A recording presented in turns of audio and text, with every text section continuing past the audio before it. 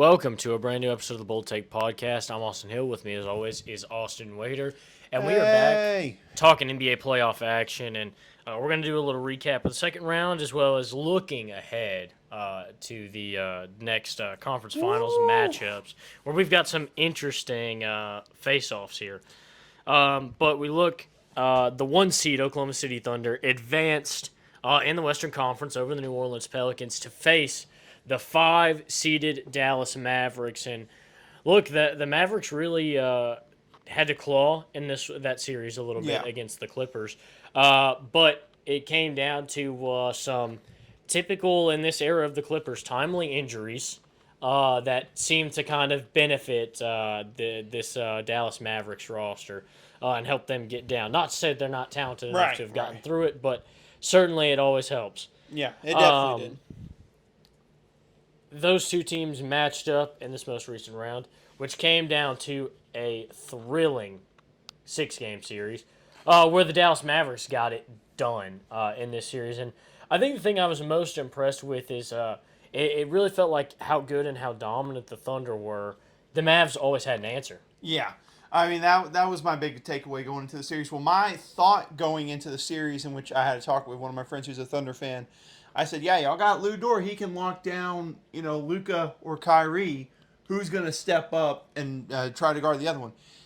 Really didn't have an answer for that. But another thing they did not have an answer for was P.J. Washington turning into a basketball god all of a sudden. Yeah. He was incredible this entire series. Daniel Gafford was awesome.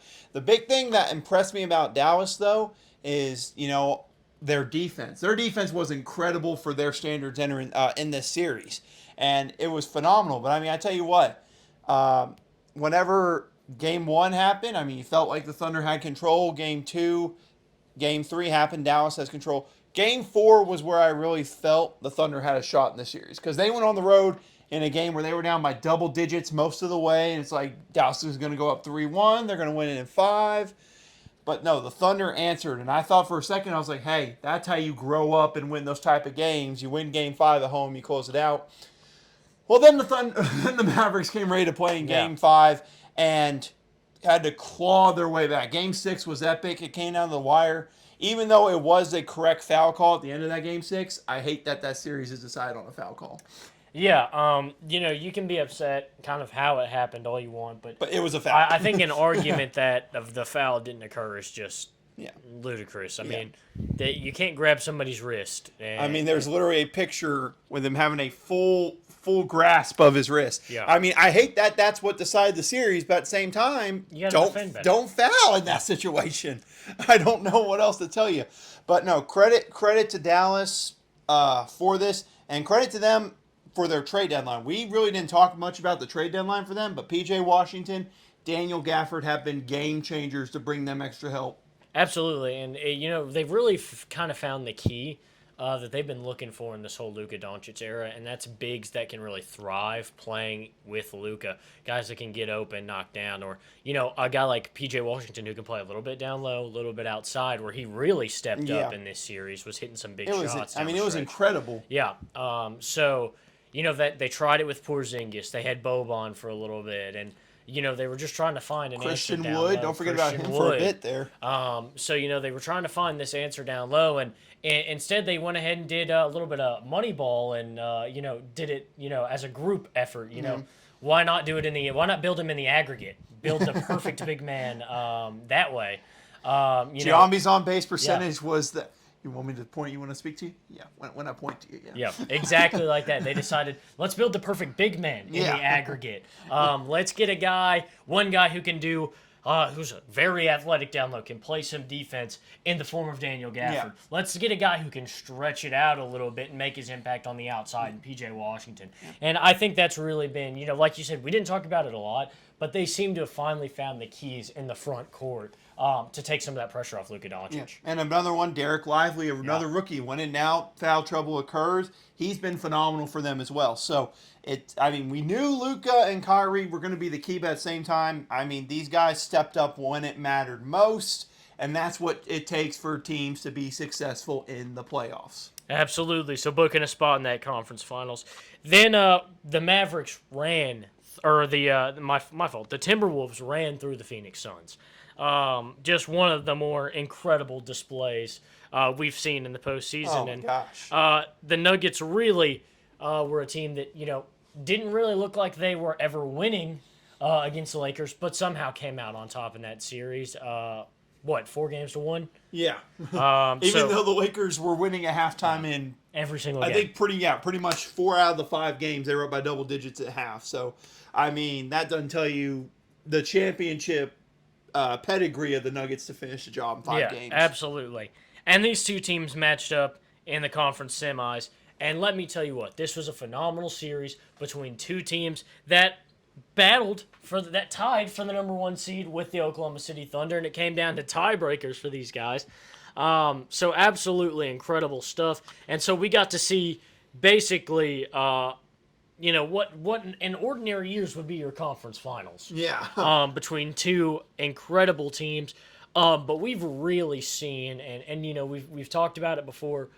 What an incredible job Chris Finch has done with this Minnesota Timberwolves roster as they come through and they get the win in this game 7. You look at Anthony Edwards and the superstar that he's become, but it's about other guys, getting Mike Conley and bringing him in, that veteran leadership, bringing in Rudy Gobert to pair with Karl Anthony Towns and making that work, because after that first year, it did not look like that. I mean, we were calling for it to end. I think everyone was calling for it to end after that first year, so... And then you look at Naz Reid, who's found a way to get on the floor as a third center on a roster. We've talked about it already, how incredible that is in itself. But the way they've made all this work, it really is incredible. But no fault to the Denver Nuggets. They played a great series. They had a great postseason. And, you can't win them all. No, you can't. But, I mean, yeah, I tell you what, this series was incredible. Now, most of the games, I'll be honest with you, some of them were blowouts, I'll be honest with you. But Game 1 was incredible. Anthony Edwards was incredible in this series. Game 2, Minnesota. I mean, credit. First 2 games, Minnesota went into Denver and just flat out punched them in the mouth. Flat out said, we're here. And then Denver went to Minnesota and took both games there. And I still remember that game. I forget, it was Game 3 or Game 4. That sequence before halftime. Minnesota cut it to an 8-point game. It's like, oh, there's a chance we can get back into it. 7-0 run in the final 15 seconds, and Jamal Murray knocks down a half-court shot. I mean, it was incredible. And I'll be honest with you, after Game 5, I don't know if you felt it, I did. I thought it was done. Yeah, I did too. Thought the champs are back. Yeah. They've woken up. They've got 2 games to win the series. Yeah, they got it. And then Game 6, I was like, they might lose it, but, I'm sure they'll at least give a good effort. And then Game 6 happened. Yeah. In case you not remember the final score, it was 115-70. Yeah, in the year 2024, an NBA team was held to 70 points in a single game. Very, very rare to do that. Minnesota came out incredible. And then that Game 7, Denver came out and flat out dominated that game first half and second half. And the one thing I want to talk about with this Game 7, really this whole series, is, Anthony Edwards was going to be him. But we both agreed it comes down to the big men in this series. And I'll tell you what, Games 1 and 2, it was kind of balanced, I would say. Maybe some better defense by Cat. I'll tell you what, Karl Anthony Towns was phenomenal in this series, especially in Game 7, 6 and 7 defensively, guarding Jokic. He played about as good as you could on defense against him.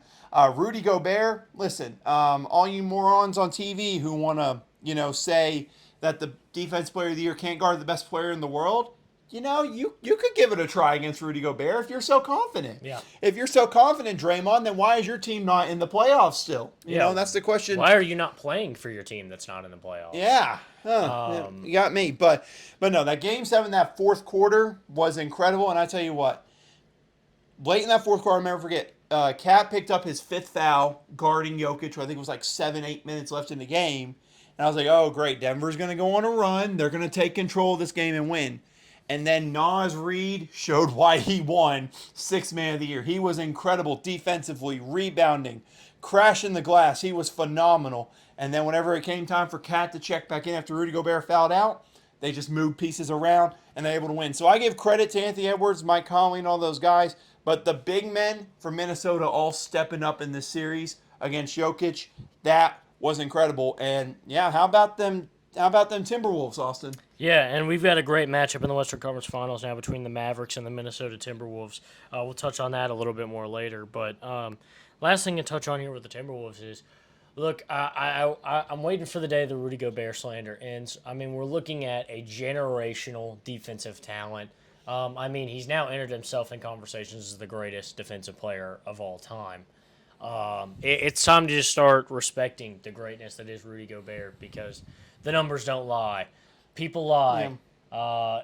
Anything lies, but numbers don't lie. Yeah. Those awards don't lie. And I mean, my big thing with it here is, if he's not the best defensive player of the year every single year, why is he continuously up for the award every single year? You tell me that. The media gets to decide that. Yeah, the media gets to decide that every year, and I hear them all talking crap about him all postseason. I'm like, it's funny. If you guys voted for him Defensive Player of the Year, why are you talking so much crap about him defensively?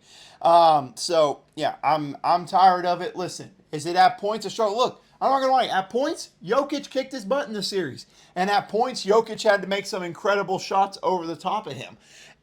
And like we've said, and whether you want to admit it or not, he's going against the best player in the NBA right now. So you look at it that way as I'm going against the best player. He's going to make some big shots in the game. I mean, let's put it like this. mean, yeah. When LeBron was at his top winning MVPs and he was matched up with a Kawhi Leonard, when they played against each other, LeBron still went against anybody, was still going for 30, 40 points a night against Kawhi Leonard. But nobody said, hey, Kawhi Leonard doesn't deserve that Defensive Player of the Year award because look at what happens when he guards LeBron James. No, because that's the expected outcome when you guard LeBron James. That same thing with Nikola Jokic. We've got to start respecting the player that Jokic is as well. He's a 3-time MVP, should be 4-time MVP. Yep. He's the best player in the world. And sometimes it's just about how you limit them in certain situations. You can't stop them every time, but when it matters most, can you get up and make the big stop? And that's what Rudy Gobert does better than anybody in the NBA. Yeah, but I mean, this is a phenomenal series. And again, I mean, I said about talking about potentially growing up for the Thunder. This was a series, I mean, I said it to you whenever it happened. I was like, that's how you grow up in a series. You want to talk about it because very easily for a young team, you win the first 2 games and lose 3 in a row. You might not even try game 4. Yeah. You might just, or the 6th game, and you're just like, you know what? I mean, what can we do? But no, they persevered. They stayed tough. And I remember even before the game 7, they're warming up and they're showing Cat in the stands. And everyone's like, oh, the media is literally setting him up to fail. They're going to make so much fun of him whenever they lose. And yeah, I don't hear anyone talking about that image and stuff nowadays. Yeah. Him saying he's locked in. I'm like, well, are y'all not going to talk about how he actually was locked in? How he played one of the best games of his entire career? Yeah. Yeah, I don't know. All I know is this is a fun and, I mean, let's just face it, very, very unexpected conference finals. Just look at it this way. We are either getting Anthony Edwards in the NBA finals at such a young age, or we are getting Luka, his first NBA finals. Either way, it's incredible. And listen, you can hate on it for Dallas and Minnesota. This is great for the NBA. This is great for it. Just like Denver last year. This is a good trend. And Phoenix and Milwaukee a couple years ago. Seeing this era right now of homegrown teams really speaks volumes to what can still be done in a modern NBA. It's single-handedly killing the super team era, in my opinion. We're seeing super teams being assembled left, right, and center, and yet in recent NBA history, we are seeing young, homegrown teams with a dash of a star or a veteran added to the roster to put these teams in the playoffs, and that's how you're supposed to build a team. And actually, another thing you look at for Denver in this series, as it got down the stretch, Jokic and Murray were incredible. The depth was the issue. Remember last year, Bruce Brown, huge impact off the bench, isn't there anymore. Jeff Green was a huge impact player off the bench. He was gone. Christian Braun tried to step up. Some other guys stepped up. But that just shows you having the right pieces, not just getting some depth guys, having the right depth players on the roster makes the difference. Because I remember all postseason last year, we were talking about, Jokic and Jamal Murray. We were talking about Bruce Brown, so underrated. He's going to be such a good piece wherever he goes. And I wish the Pacers might have kept him, but at the same time, they got Pascal Siakam, so I can't blame them for the deal. But anyway, it just talks about the depth of the teams and not just getting pieces, getting the right pieces on the roster. Absolutely. So then we look at the Boston Celtics, who advanced past the Miami Heat with ease. But no Jimmy Butler really hampered Miami in this first round. And I don't know if Miami wins Yeah. that series with him, but it at least goes, I think, 6 games. Yeah, Jimmy Butler makes it more fun to watch for sure. And the Cleveland Cavaliers came out on top in a thrilling 7-game series against the young Orlando Magic, which, boy, oh boy, it's going to be exciting to see what that franchise does in the next couple of years. It's like we talked about before the Game 70 ended. We're both very intrigued to see what they do this offseason. And again, we're not saying, we both said it, we expect them to maybe make some kind of big move, but we both said, if you want to do it, look how the Nuggets and them are all doing. They're keeping that core together. Yeah. If you want to make a free agent signing, or if you want to do somewhat of a trade to lose some depth but not your main guys, I get that. But you got to do it right for the franchise to get the right guys in there. That's the big key there. Absolutely. Cavs versus Boston. This was a series, but really, this was all Boston, and we all knew in this matchup, it just felt like Boston was going to come out on top and be in this conference finals. Yeah, I mean, I would say Cleveland tried, but I'll be honest with you. After Game 3, just kind of stopped playing. He quit. Yeah. I don't care if he hears it. I don't care if Donovan Mitchell fans will say otherwise. He flat out quit on his team. Look, I get calf strains may be uncomfortable. I get that.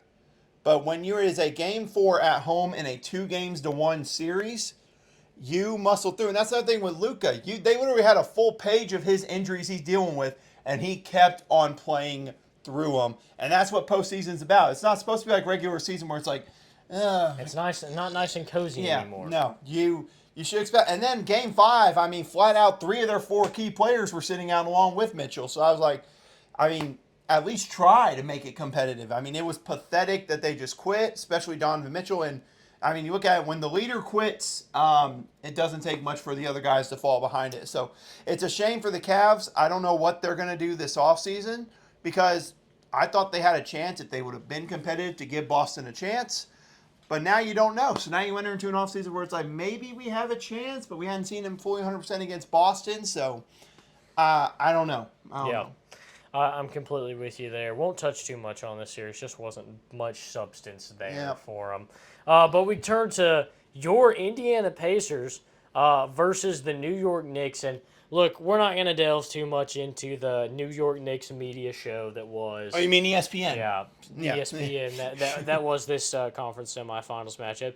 You've heard it all. You've seen it all. And chances are most people listening to this aren't Knicks fans, and they probably feel the exact same way. So we're not going to repeat a bunch of stuff you've already heard. But look, it was disappointing to say the least, especially with the way the Pacers played to close out this series. But really, with that being said, I'm not going to touch too much on the Knicks here. I think they had a great season. Yeah. I think Jalen Brunson proving time and time again that he was the right move for this Knicks teams to make, and they've got a bright future ahead. But let's spend our time talking about the Indiana Pacers here. This has been a phenomenal turnaround. A team that was kind of battling up and down throughout the season. They started really hot, kind of cooled down, fighting just to be in the playoffs and not in the play-in down the stretch at the end. Get that playoff spot, beat the Milwaukee Bucks. Now they beat the 2. They beat the 3 and the 2, and now they play the 1. Maybe the hardest possible playoff route you could have, the top 3 seeds, and you have to play them all.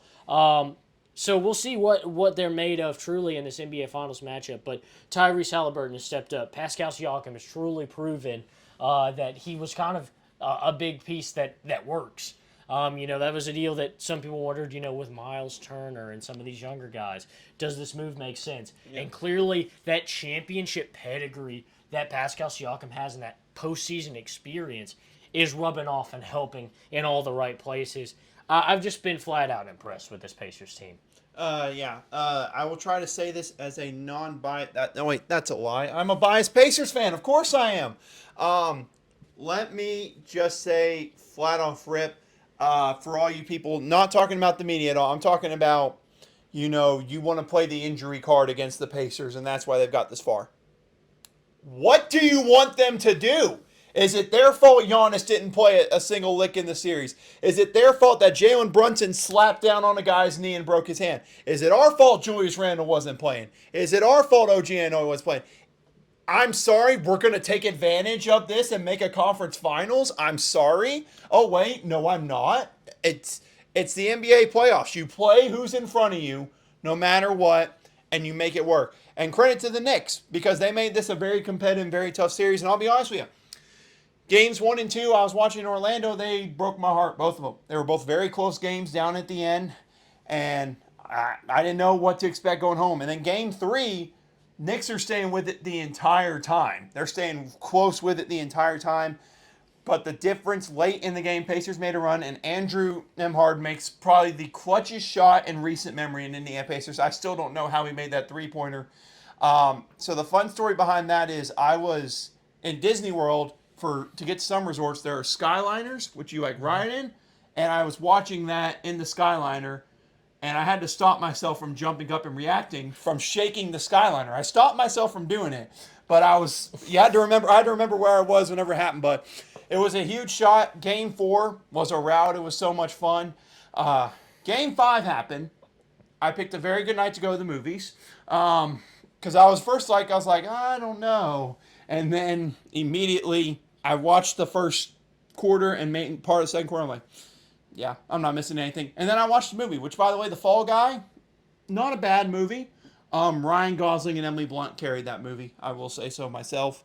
But no, Game 6, team was incredible. And then Game 7 on the road, they shot lights out. It was absolutely incredible. And you mentioned it. Tyrese, I'd seen tweets about people talking about Tyrese after games 1 and 2, saying, is he a true superstar? Is he a guy you can build around? He's going to have to step up and be more aggressive next season, one idiot was saying on the internet. And then you take a look at what happened in game 7. Winner go home situation. Who came out not afraid to shoot the ball and seizing the moment? That was Tyrese. Now, I'm not going to lie to you. Some of the shots I said, I don't know why you're shooting that. And they went in, so it didn't matter. But no, it was incredible just seeing another great shooting guard, as we apparently have lost our connection to our background. You love to see it. Don't worry. With the magic touch of the internet, we're going to make it work. Maybe. But while I'm doing that, I'm just saying it was a great performance by the Indiana Pacers. They were absolutely incredible. There you go. Magic touch.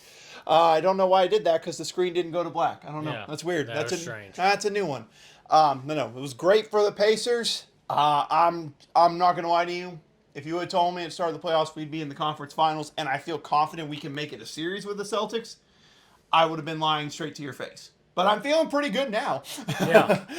It's been incredible. And one person I'll say, and then I'll finally shut up and let this man talk some more. TJ McConnell was absolutely incredible in this series. And really, from game 6 against the Bucks through this entire series, he was incredible off the bench. Him and Obi Toppin. And, you talk about the Knicks dealing with their injuries. If only they had drafted some other power forward that was on the roster that clearly showed he was good. I just don't know where you could have. Yeah, don't know where you could have. Oh, wait, he's in Indiana. So Hicks versus Knicks goes to the Hicks again. We're in the conference finals, Austin. Take it away. Yeah, incredible series. Just a flat-out impressive performance from the Pacers. But let's talk these conference finals matchups here.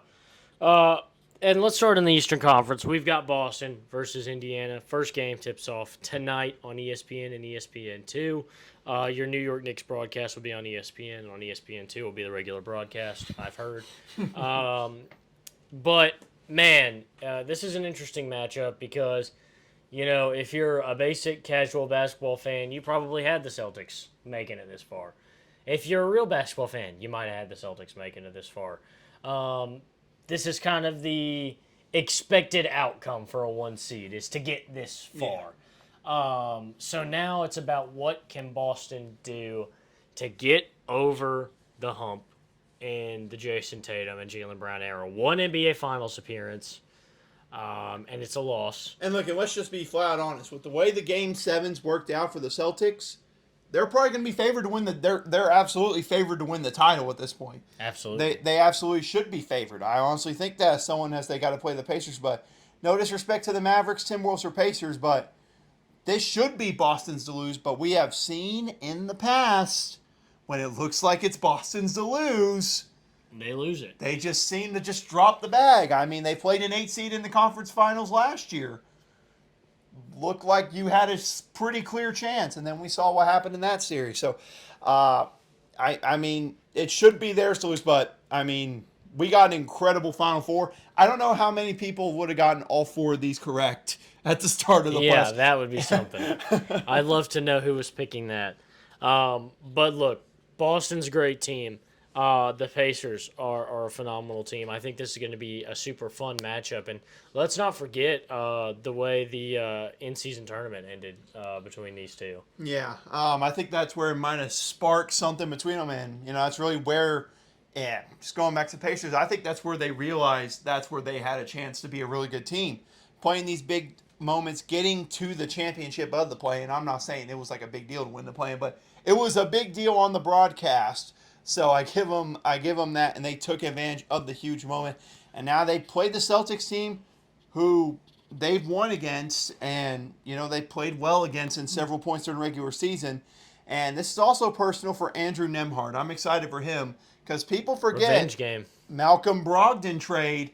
He got traded for it, and never forget Bleacher Report saying here's what the Pacers got in the trade for Malcolm Brogdon, and it was the thing from SpongeBob where it was like string, and that was it. So I'm going to be rooting like crazy for all the other players, but Andrew Nembhard's number one. I hope he drops 40 on the Celtics every single game. I don't know if he will, but I'm going to hope for it. Yeah, this would be a fun series to watch. If you had to make a pick right now, I know who you're going to pick, but who'd you take? I mean, come on. I haven't picked against them all series. Look, I'm just going to be a straight up biased fan. I'm going to say what I've said for the first 2 series, Pacers in 6. I'm going to be honest with you, though. If there's these other series we've won at home, but Boston has been incredible on the road this year. That is my biggest concern in this series. They have won tremendously well on the road, and if we were to play them, if we were in that second round matchup and we played them, and the games 1 and 2 happened how they went, and game 3 happened how it was most of the stretch, Boston would have probably won that game. So my big thing for the Pacers for these first 2 games is we got to steal one. Yeah. Just steal one. We go back home with it being 1-1. We got a chance to make this a series. We go back home 2-0. I get a little bit concerned. And I'm not asking you to win tonight. Or I'm not asking you to a specific one. Just let's steal one in Boston, and then let's regroup and go home. So, yeah, Pacers in 6. Boston chokes again, I hope. Yeah, I'm going to take Pacers in 5. 5? I think the Celtics find a way to get in their own way. Look, it's going to be a fun game, a fun series. Look, Boston's great.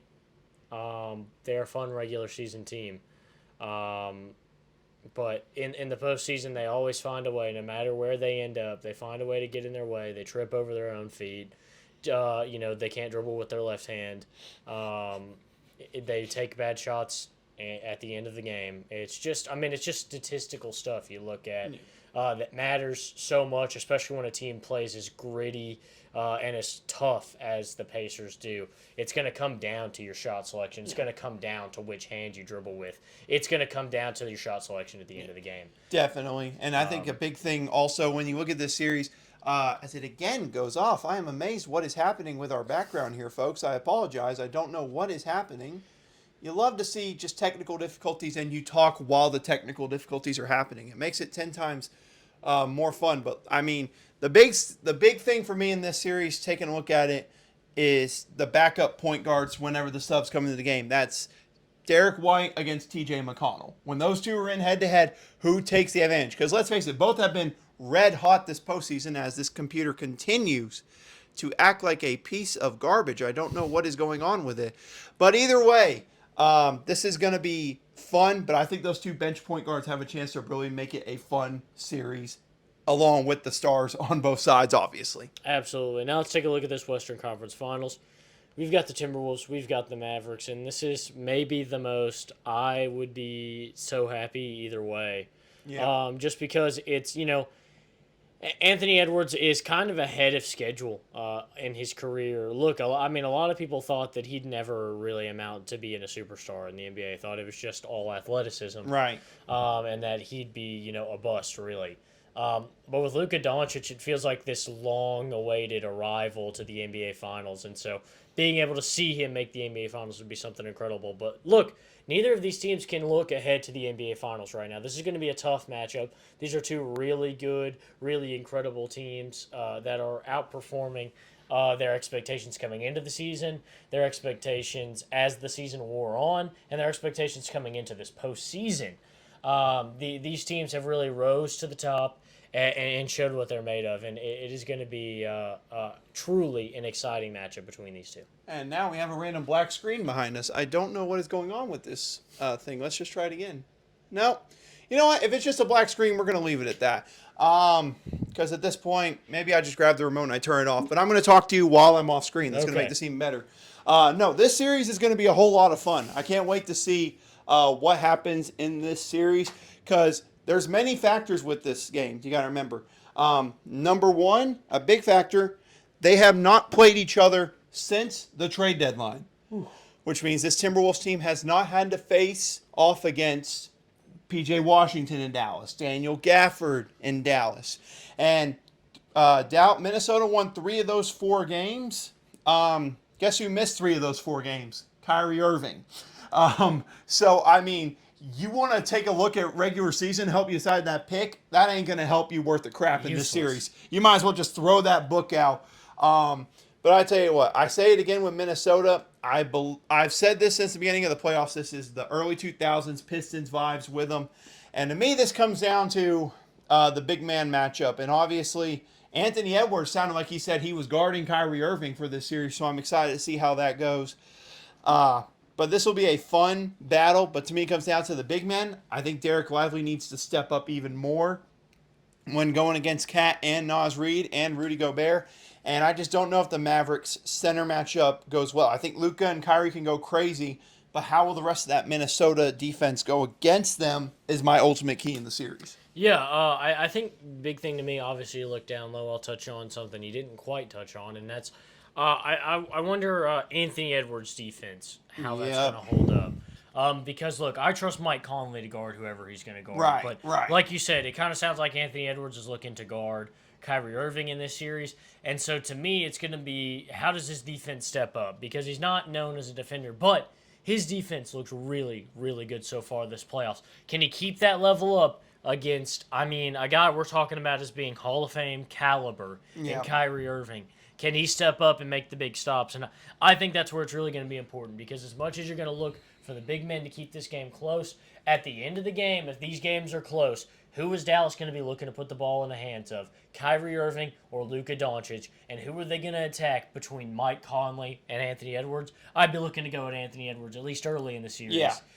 And so it's going to be about, can Anthony Edwards, at the end of close games, settle in, batten down, and really play some solid defense. I think that's where I'm really excited to see Anthony Edwards in this series, is when he's on defense, matching up against some of the greatest ball handlers, playmakers, and scorers on the offensive side of the ball. And let's just say it. Either way, we're getting the Mavericks. Either way, we talked about this is great for the NBA. You're either getting a future superstar, his first finals appearance with a franchise who has never even made the NBA Finals, if I'm correct. Minnesota's, I don't believe has ever made it. Or a Dallas Mavericks franchise that they won that NBA title in 2010, 2011. I forget. 11. It was 2011, yeah. But besides that, they have done flat out nothing this every year besides that. They went through a full-scale rebuild. They made the conference finals a few years ago against the Warriors. But look, let's just be honest. Everyone really was just surprised they were there, because they upset the Phoenix Suns in one of the funniest Game 7s of all time. Yes. But no, this will be a fun series, but I'm going to give it to the Minnesota Timberwolves. I think they win this in 7. They go the full 7. And I know that's a lot for Minnesota, given they just had a 7-game series against the Nuggets. I think they take it in 7.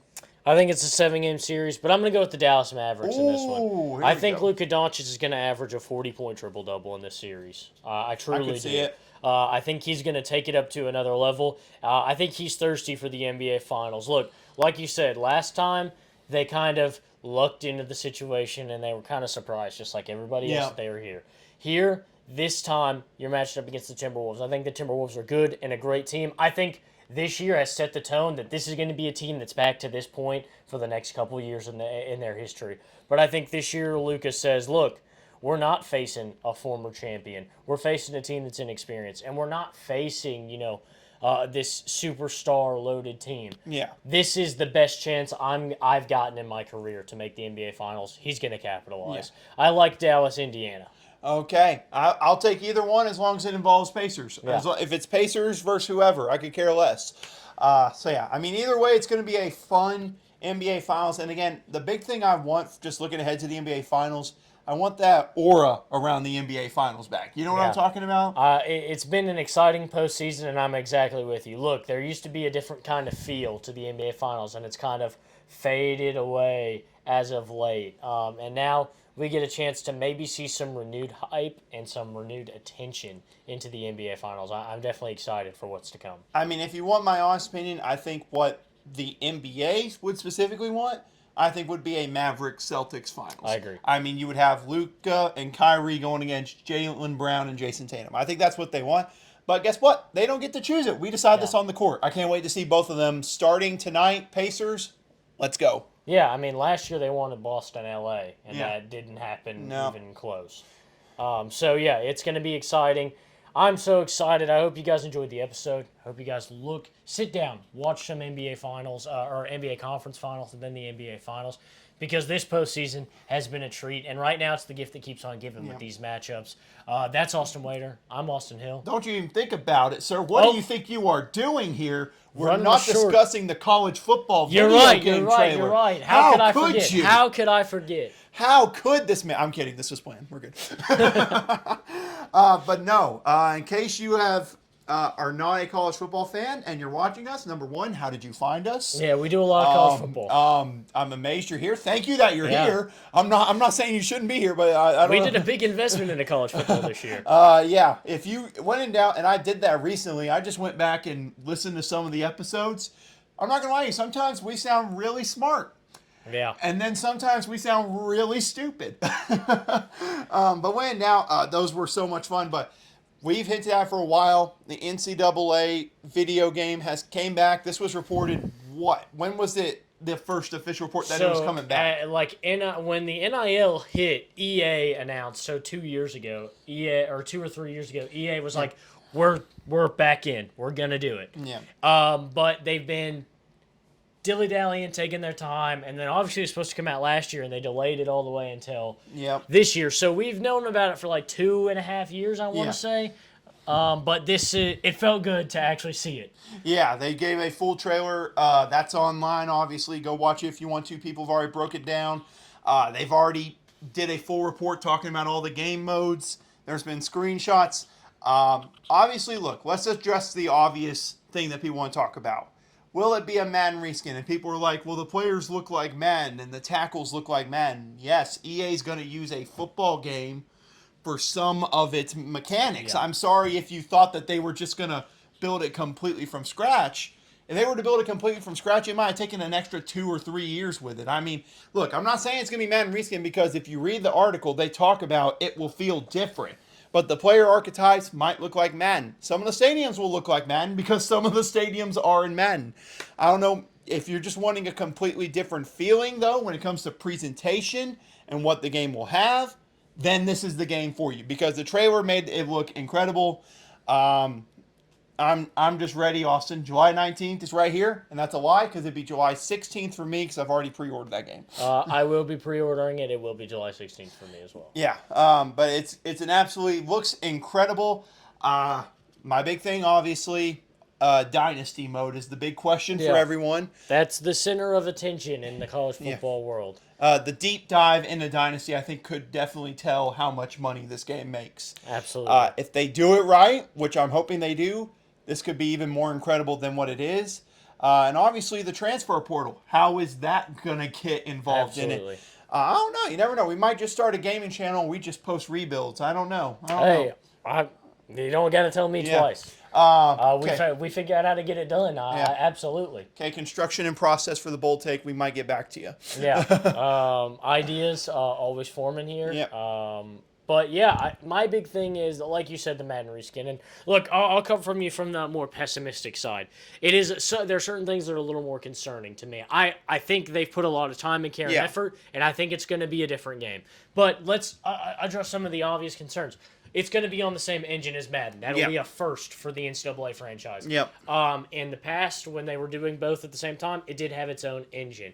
That's something I'm slightly concerned about. I think the big thing that's confidence boosting to me is that they are saying, look, this is going to be a different game. We're going to make sure it feels different. And to that extent, it feels like they care. But also, if you're trying to sell a game that people want to be different, you're going to say that it's different no matter what. Yeah. So look, take it with a grain of salt. I don't think it's going to be perfect, but I think it's going to be at least good enough and different enough to keep us entertained. I think if it's different enough and it's not just completely Madden, I think that's good enough for now.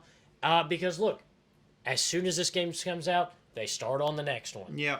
And look, they do updates throughout the year and stuff, sure. But they're going to start spending time focusing on the next one, and that's when they can really focus it. But I absolutely agree with you. Look, they can't build an engine from scratch right here, right now, or we wouldn't get the game for a while. Yeah. But if we can get this game on the same engine as Madden with a little bit of a different feel, we can start building up to that new NCAA football engine that we had in the past. But look, it's going to take everybody getting involved in the community. Look, playing the game and really being honest. Yeah. But if we can get this good, we can get this back. Look, it's the rebirth of one of the greatest gaming franchises of all time. Definitely the best sports game franchise, NCAA football. And maybe we can start the ball rolling to get baseball, basketball, and maybe some other sports. Yeah. I mean, softball as well. I mean, you name it, they could do it. And also, I mean, my Xbox is going to explode probably in the next 3 months. So this is the good timing. I mean, I think everyone with an Xbox 360 is worried that just eventually one of these days it's just funny enough, I had to buy NCAA 14 from my PlayStation because my Xbox did die. So yeah, my PlayStation 3 is where I play mine now. Heartbreaker, but nonetheless, you can leave a comment. Let us know what are your thoughts on the game. What are your concerns? And look, I think it's safe to say the trailer was incredible. The gameplay in Dynasty Deep Dive is where it's going to be telling for the series. Yeah, that will be the telling part because look, they showed gameplay in the trailer, great, but it was such a cinematic shots. Now they said they're all real game shots, but obviously they have the ability to make the shots look more cinematic. I want to see what the actual gameplay looks like, and that could get me sold. My big thing is, look, they said home field advantage, which was a feature that was in the old NCAA games. It's in NCAA 14. I hope that doesn't mean they're putting in the stupid Madden one. Yeah. The Mad moment. I was glad this year you can turn it off. Yeah. But I hate Madden momentum. It's so stupid. And it's so unrealistic.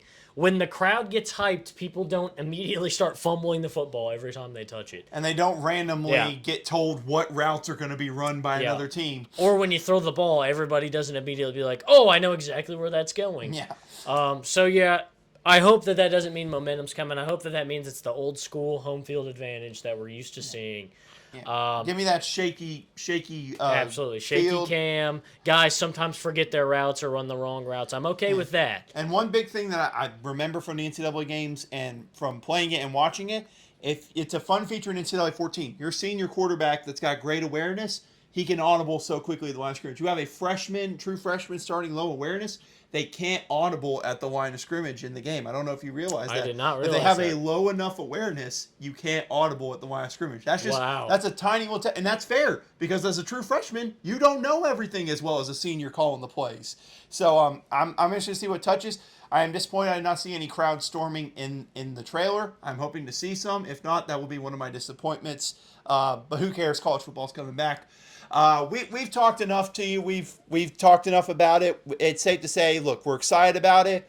We need more information to get ultimately excited, but the game is going to be here. And you know what other game's going to be happening? NBA playoffs, Austin. Yes, NBA playoffs, college football game. It's all coming. So get strapped in tight. Yep. Watch some basketball. Play some NCAA 14. Warm up. One more time. Yep. Before we have to sell. Or your best NCAA game. Yeah, or your favorite. If you're not a 14, I played 12 for a really long time. I really like 12. Mark Ingram on the cover. 13 is my personal favorite. 13. Okay. I don't know.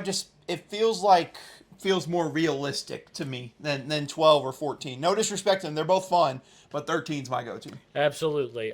But play it hopefully one last time. I say hopefully because hopefully this game is good enough that we never have to go back to those old games. I hope not. You've been a trooper. This yeah. is Xbox 360 behind me. It has been a trooper. Hold your copy tight one more night. We're almost there. But that's Austin Wader. I'm Austin Hill, and we want to thank you for listening.